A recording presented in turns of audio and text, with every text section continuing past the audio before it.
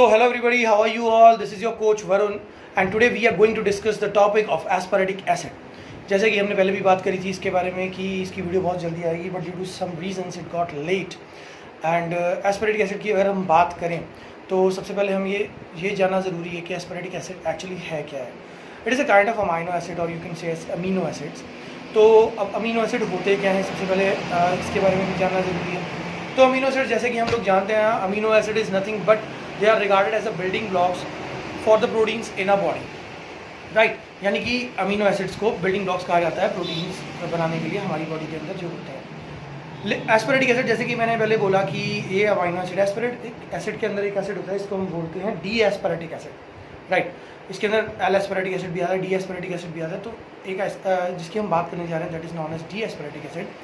और D aspartic acid is an amino acid but it is not used as a building blocks for protein in our body. यानी कि जैसे हमने पहले बोला कि अमीनो एसिड्स यूज़ किए जाते हैं सिर्फ हमारी बॉडी के अंदर प्रोटीन को बनाने के लिए या उनके बिल्डिंग ब्लॉक्स के तौर पर उनको यूज़ किया जाता है. लेकिन डी एस्पेरेटिक एसिड एक ऐसा अमीनो एसिड है, ऐसा अमीनो एसिड है जिसको हम लोग यूज़ जो करते हैं, जो बॉडी में यूज़ होता है वो प्रोटीन बनाने के लिए यूज़ नहीं होता.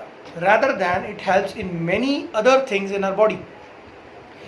बॉडी की बहुत सारे फंक्शनिंग के अंदर वो काम आता है. बॉडी में हार्मोनल प्रोडक्शन के अंदर काम आता है. नॉर्मल जो हमारा नर्वस सिस्टम है उसके जो फंक्शंस हैं उसके अंदर हमारा जो डी एस्पेरेटिक एसिड है that helps in that also. तो अब हम बात करते हैं कि ये जो हमारा जो डी एस्पेरेटिक एसिड है ये नेचुरली हमारी बॉडी के अंदर बनता है या हमें बाहर से लेना पड़ता है. तो ऑब्वियसली नेचुरली बॉडी के अंदर बनता है बट उसकी जो रिकमेंडेड डोजेजेस हैं वो हमारी बॉडी के अंदर उतनी नहीं होती जितनी होनी चाहिए due to any reasons. It can be due to the food we eat या किसी वजह से भी, तो उसको हम बाहर से उसका इंटेक कर सकते हैं. अब अगर आपको पता हो जैसे कि हमने बहुत सारी वीडियोस में स्टेरॉइड्स के बारे में बात करी है कि स्टेरॉइड्स के टाइम पे ये यूज़ किया जाता है वो यूज़ किया जाता है. तो स्टेरॉइड्स कंप्लीट करने के बाद, साइकिल कंप्लीट करने के बाद लोग एक थेरेपी करते हैं जिसको बोला जाता है पोस्ट साइकिल थेरेपी. राइट, जिसके बारे में हमने पहले भी बात करी. पीसीडी होती है, इसको शॉर्ट फॉर्म में पीसीडी कहा जाता है. तो जब पीसीडी करते हैं तो उसके अंदर कुछ कोचेस जो है वो डी एस्पेरेटिक एसिड ऐड करने के लिए कहते हैं अपने क्लाइंट्स को. वो इसलिए कहते हैं क्योंकि उसके अकॉर्डिंग जब वो उसको यूज़ करते हैं तो उन कोचेस के अकॉर्डिंग, मतलब मैं यहाँ पे किसी थ्योरी की बात नहीं करूँगा तो डायरेक्टली हम लोग बात करेंगे. उन कोचेस के अकॉर्डिंग क्या होता है जब वो एस्पेरेटिक एसिड को यूज़ करते हैं, डी एस्पेरेटिक एसिड को, तो उनका एलएच और लिबिडो जो है वो इंक्रीज हो जाता है. एक्चुअली ये क्यों होता है? देखो, जो हमारा जो पिक्चुरी ग्लैंड हमारी बॉडी के अंदर होता है और टेस्टिस होते हैं, वहाँ पे हमारा जो एस्पेरेटिक एसिड है it already occurs in that, यानी कि वहाँ पे ओरिजिनेट होता है, वहाँ पे होता है ऑलरेडी. ठीक है, और इनका मेन काम जो है, जो इनका रोल है वो है कि बॉडी के अंदर से हमारे हार्मोन्स को रिलीज़ करता है और सिंथेसिस करता है एलएच का टेस्टिस के अंदर. और ये दोनों में मतलब कि आप कह सकते हैं कि scientifically it has been proven and has been tested on human and rats as well. तो ये दोनों में ये चीज़ करता है. अब जब एस्पेरेटिक एसिड की बात करते हैं, ये तो होगा कि एस्पेरेटिक एसिड जब हम बाहर से बॉडी को दे रहे हैं या बॉडी के अंदर है वो एक्चुअल में करता क्या है. लेकिन इसके अलावा उसका एक बहुत मेन काम है जो हमारा जो aspartic acid, D aspartic acid जिसकी हम बात कर रहे हैं, दैट इज़ अ हार्मोन इन वो एक ब्रेन के अंदर एक हार्मोन रिलीज़ करता है जो एक्स्ट्रा हमारा टेस्टोस्टेरोन बनाने के लिए. जैसे कि आप लोगों को पता है कि जब लोग स्टेरॉइड साइकिल करते हैं तो स्टेरॉइड साइकिल के करने से उनका जो नेचुरल जो फिनोमिना है, जो नेचुरल स्पर्म प्रोडक्शन होती है वो बंद हो जाती है.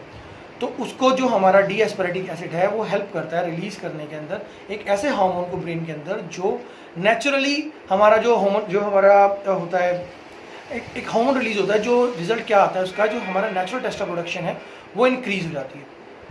इन सब के अलावा डी एस्पेरेटिक एसिड हमें हेल्प करता है. कई लोगों को देखो, आपको पता है इरेक्टाइल डिसफंक्शन होने की प्रॉब्लम होती है, पेनिस इरेक्टाइल की प्रॉब्लम होती है, या स्पर्म की जो इजैकुलेशन टाइम में उतना विग्रस नहीं होता, उसके अंदर भी जो हमारा डी एस्पेरेटिक एसिड है वो हेल्प करता है क्योंकि निट्रिक ऑक्साइड रिलीज किया जाता है और निट्रिक ऑक्साइड के रिलीज से हमारा टेस्टोस्टेरोन का प्रोडक्शन जो है वो बढ़ता है.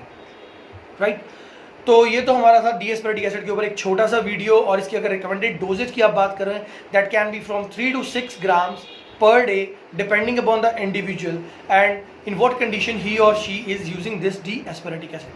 इसके अलावा आपके कोई क्वेरीज होते हैं वो हमें आप मैसेजेस करें, डीएम्स करें, उसके रिगार्डिंग हम लोग आपके जो वीडियोज़ है आगे भी बनाते रहेंगे. Thanks for joining us. Please follow us on Instagram at the ID the Varun Dhiro. हम मेरी डेली की पोस्ट आ रही हैं, उसके अंदर बहुत सारे आपको मैं नियर अबाउट जो बातें नॉर्मल सी बातें हैं जो हम लोगों को नहीं पता होती उसके बारे में बताता रहता हूँ. तो आपके जो भी क्वेश्चंस होते हैं, क्वेरीज होती हैं, प्लीज़ मुझे मैसेज करते रहें, आपके आंसर्स आते रहेंगे। Thank you so much for joining us and watching this video. Please like, subscribe and share it. Thank you so much.